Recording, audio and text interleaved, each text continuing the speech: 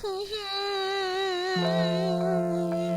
ও ভাইয়া, তুমি কান্দো কেন? কি হয়েছে তোমার? আমারে একটু কও তো ভাইয়া, শুনি। আর বলিও না ভাইয়া, গ্রীষ্মকালে আমার দামের ঠেলায় আমার কাছে কেউ ঘেঁচতে পারে না, আর সেকালে আমারে কেউ নিতেই চায় না। এই জন্য তো তোমার শিকালের দামেই থাকে না, মানুষ তোমারে কেনে কম।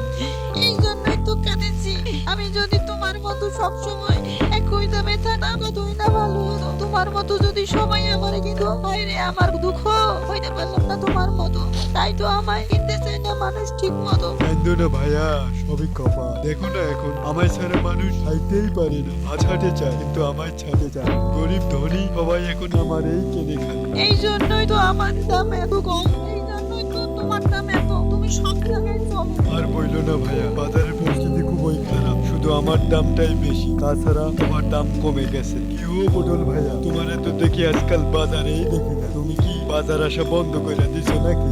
আপনি কেমন কইলা? মানুষ তো এখন আমার চাষে করতে চায় না, আমার দিয়া নাকি তাকে লস হয়, তাই তো এখন তোমার বাজারের দামটা বেশি বেড়ে গেছে। এই যে কবি ভাইয়া, তোমার দেখি তো কবি কবি ভাব, বাজারে এখন তোমার বড্ডই অভাব। কি আর কোনো দুধের কথা, মানুষ তো আমার এখন চাষে করতে চায় না, মনে অনেক দুঃখ রে ভাই। তবে কিছুদিন পর ঠিক হয়ে আবার চলে আসবো, একটু সবুর করো ভাইয়া।